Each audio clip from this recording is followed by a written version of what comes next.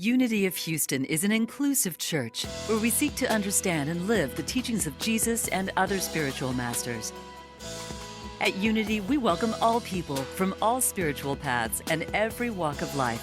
We celebrate the diversity of our city and of our world, and we teach love, tolerance, and oneness, seeking to live in harmony with open minds and open hearts. Wherever you are in your spiritual path, you are always welcome at Unity. Join us and discover that the life of your dreams is already within you. Wow. Reverend Jean Marie, Jamaica, and Andy, thank you so much for the beautiful music tonight. Oh my goodness. I feel like we've been fed spiritually. We can just go home. Thank you so much. Welcome, everyone. It is so great to see you here this evening. Welcome to Wednesday Night Live. I'm Cindy Cline, and it is my joy to be here with you this evening and to see all of you here in person and online. So we are continuing with Roger Teal's book, This Life is Joy. I don't know, I've met Roger Teal a number of times through the years, and he is such an amazing man. And I'm finding this book, I've not read this book until now, and I'm finding such wisdom, such spiritual wisdom in his book. I hope you're enjoying it as well. So our topic tonight, we're on chapter 6 this evening, and my talk title is This Life is Joy, the larger truth about life beyond the drama. Do any of you have drama in your life? I know I do. If anyone doesn't have any drama in your life, you might as well just go ahead and leave the sanctuary right now, because you don't need this talk. I think we all in this day and age have drama in our life, don't we? Dramas just can be part of what our daily experience is. And, you know, it can be drama with people who are drama creators. You know anybody that's a drama creator? So people are looking at each other. Well, it's not you two, I know. Maybe it's drama with your family or your co-workers or partners. If you have that kind of drama with people, aren't you tired of it? Right? Drama is exhausting. It is just quite exhausting. So, Roger's book is This Life is Joy, and how can we have joy in our life if we're living in drama, right? The two don't really go together. And my niece Laurie, if she's watching tonight, I want to say thank you for sending this to me today. Galatians 5:22-23 reads, "But the fruit of the Spirit is love, joy, peace, patience, kindness, goodness, faithfulness, gentleness, and self-control." How can we have those things with drama in our life? We can't. And I just saw today on Instagram something I really did like. It just resonated with me. It says, a spiritual person is an ordinary person who has realized that there is more to life than the external drama. Isn't that true? Right? There's so much more to life than the external drama that's going on. So true, we are both humanness, we are in our humanness, and we also are spiritual beings having a human experience. And tonight we're going to explore how to move from the life of drama to living a life of joy through of all things, surrender.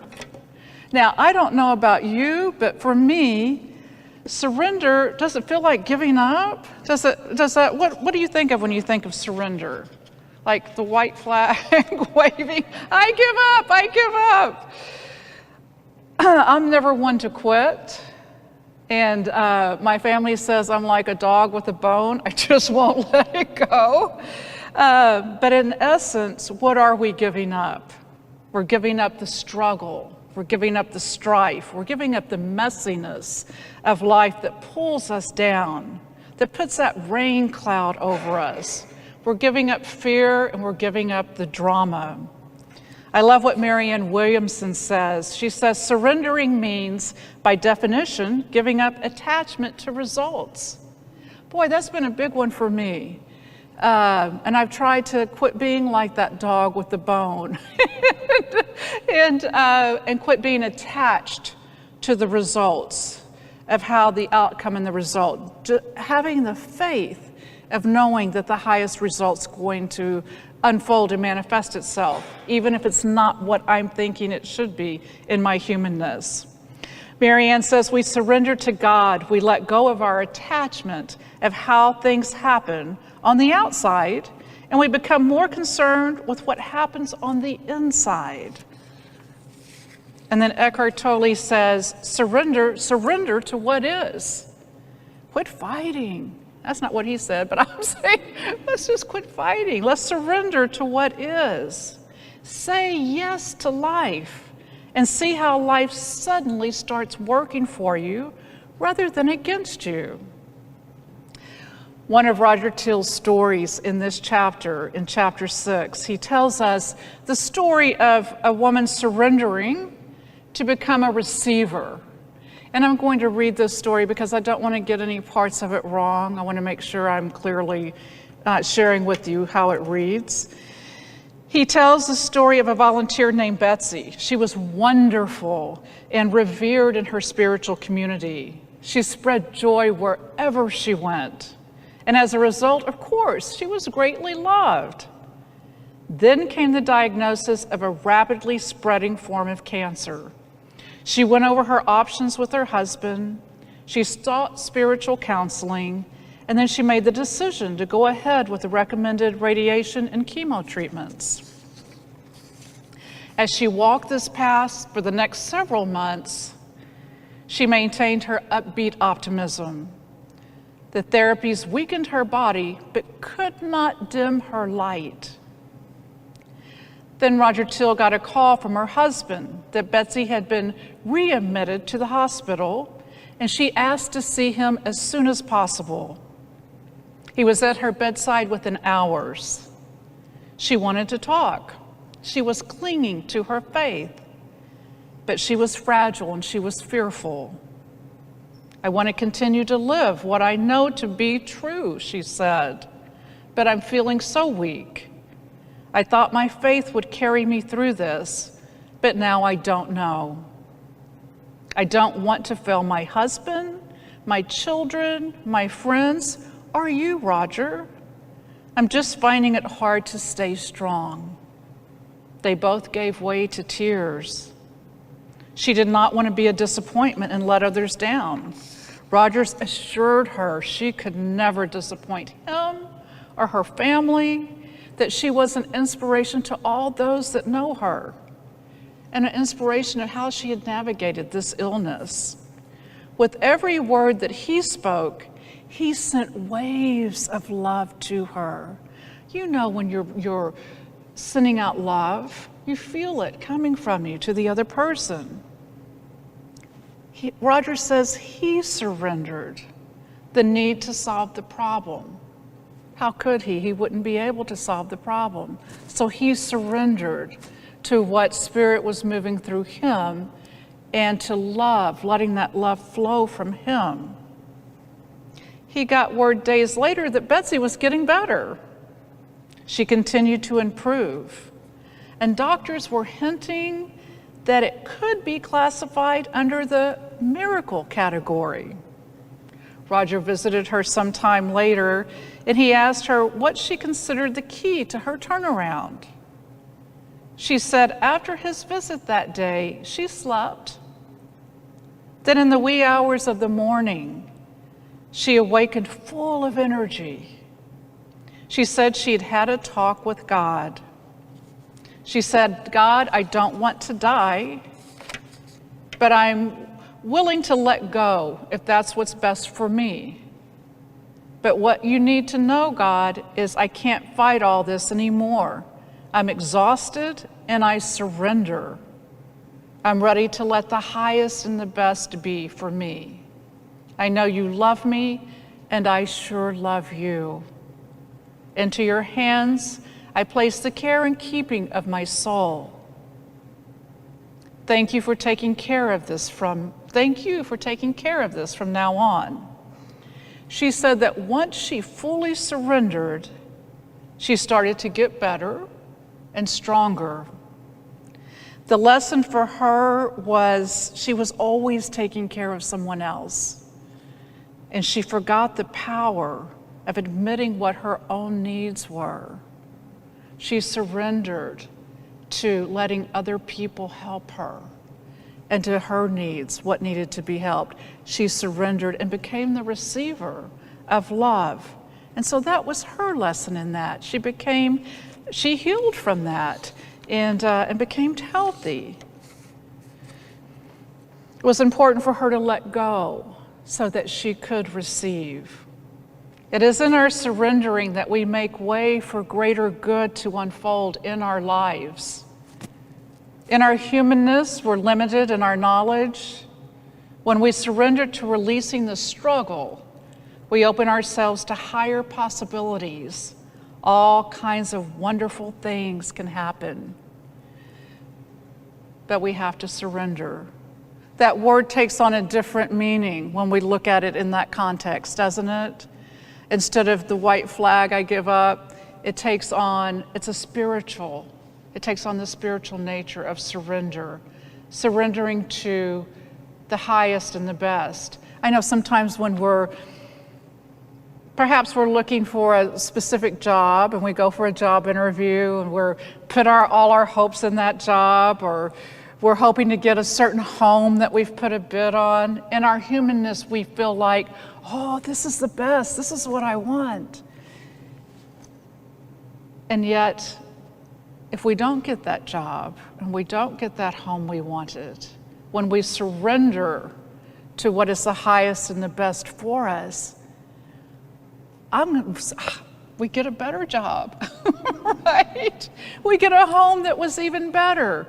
And so one of the spiritual tools I've learned through Unity is this: anytime there's a situation, my affirmation is this or something better. I don't know in my humanness what might be better. In my humanness, I'm thinking this is the perfect situation. But this or something better. We surrender to the fact that we think this is the best. We surrender to something better. If it's not this, something better is coming along. How do we surrender? How do we let go? That's a big question. The first practice that Roger offers is based on his experience attributed to one of the finest opera singers of all time, the great Caruso. The great Caruso wanted to do so well on a particular night.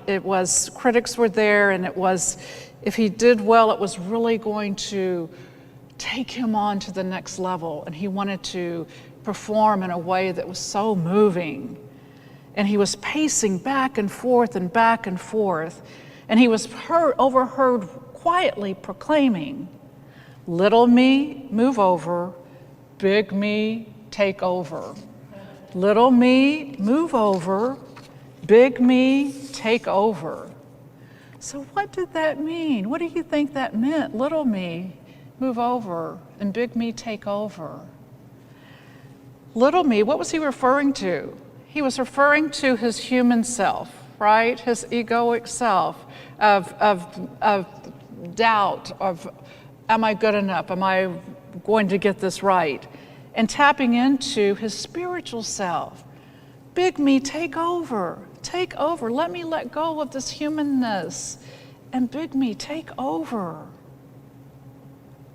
That saying helped him shift from his humanness to his spiritual surrendering and trusting. Great things emerge in this way. I want to share with you that I'm always afraid before I speak, always. And the first time I ever spoke on stage, I was platforming on a Sunday morning right here in this pyramid, and I walked on stage. I was so scared that I walked right past the lectern over to the music stand, but I didn't know I was at the music stand. I thought I was at the lectern, and I'm standing there, and I was waiting for the minister that was speaking to say the prayer, And I'm waiting, and my knees are shaking, and finally I get enough courage to look around. I'm at the music stand. He's at the lectern, right? So I have to go walk over to the lectern. And so I'm surprised I ever got to do anything again on the stage. But I always say, fear and ego be gone every time before I speak. I release and surrender. This is what I say. I release and surrender fear and ego, and I make myself an open channel for spirit to move through me. And the reason why I say ego is because ego's driving my fear. If ego's telling me, you're going to walk past the lectern and go to the music stand. You're going to trip. You're going to say something wrong. You know, all that monkey chatter that we have when we're getting ready to go and do something different, when we're stepping out of our comfort zone. That's ego saying, you're not worthy. You're not good enough. You're not this. You're not that. And I have to say, no, I release that. I surrender fear and ego and make myself an open channel for spirit to move through me. And then the way is there. Then I'm open and I can let spirit move through me. Don't we all have that in our lives? Whether it's speaking or whatever it is that we are stepping into that is unfamiliar perhaps, or uncomfortable, or we're expanding. We surrender and say, get out of the way. Get out of the way, fear. Get out of the way. We're not going to do this. I'm not doing this with you today. Get out of the way. Get out of the way.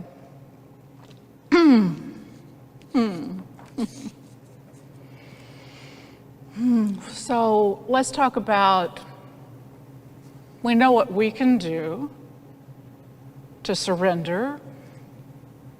I wish we had a mic and we were visiting with all of you and finding out what your thoughts are on these things.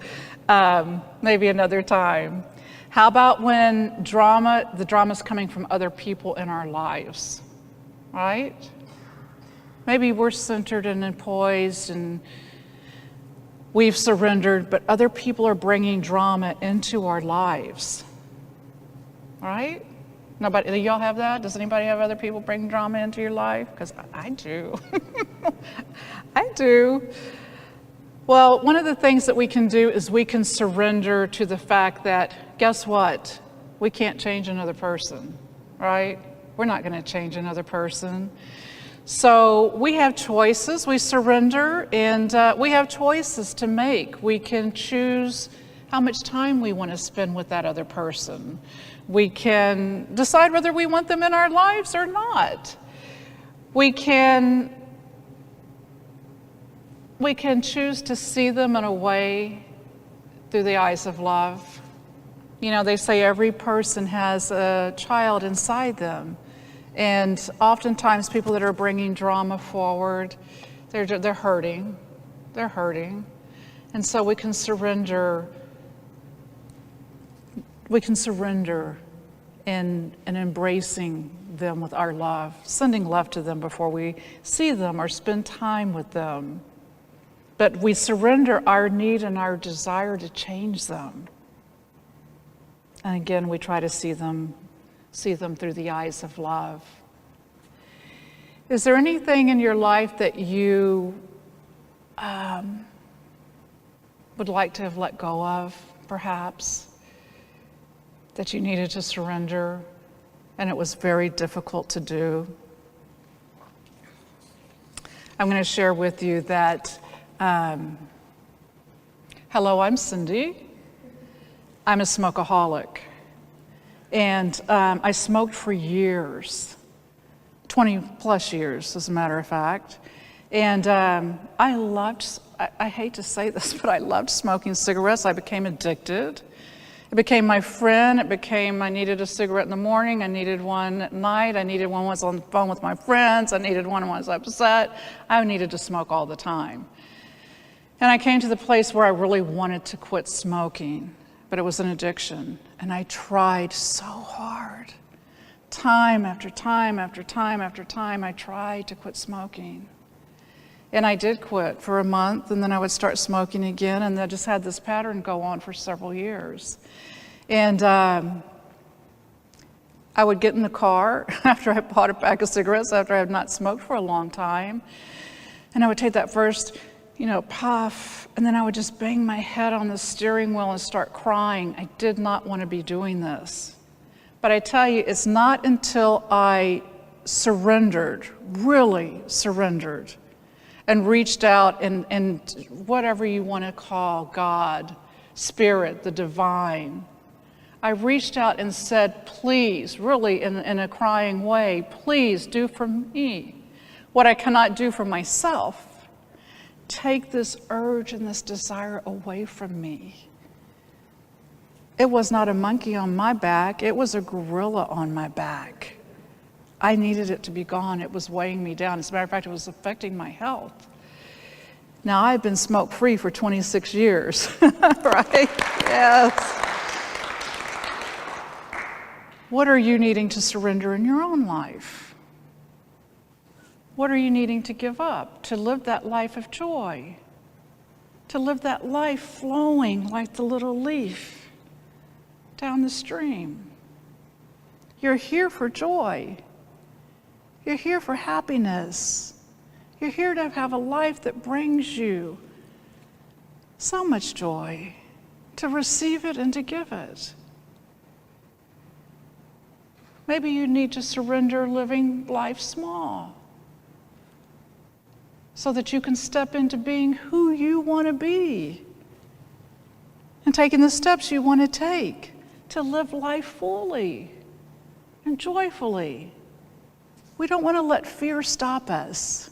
Does anybody ever let fear stop them? Yeah. We're better than that. And I love what Mary Morrissey says. If you're not afraid, then the dream's not big enough, right? If you're getting ready to go and embark on something that's not creating those juices flowing in you, then the dream may not be big enough. Surrender and let go of anything that's holding you back from who you really are, who you came here to be, the joy that you are. Anything that's causing you fear and doubt, let go of that. Surrender it. Let it go. Let it go. I can't see what time it is. How are we doing, Jean Marie? Okay, doing good? Okay, great. Thank you. So, as I just shared with you, what false beliefs are keeping you small? One of the powerful functions of spiritual surrendering is to let go of those paralyzing fears and to start living the joyous life that you were meant to live. So that's what I want to invite you to do. I love Roger's book. I love the chapter on surrendering. I certainly gained from it, and will continue to surrender over to the Spirit and the divine for what is the highest and best for me. Because in our humanness, we don't know. We have to tap in and get that divine guidance. Thank you for watching this message today. I'd like to invite you to join us in person here on campus at Unity of Houston for Sunday morning or Wednesday evening services. If you can't be with us here on our campus, you can still join us live on Facebook or on our website, unityhouston.org, Sunday mornings at 11 a.m. Central.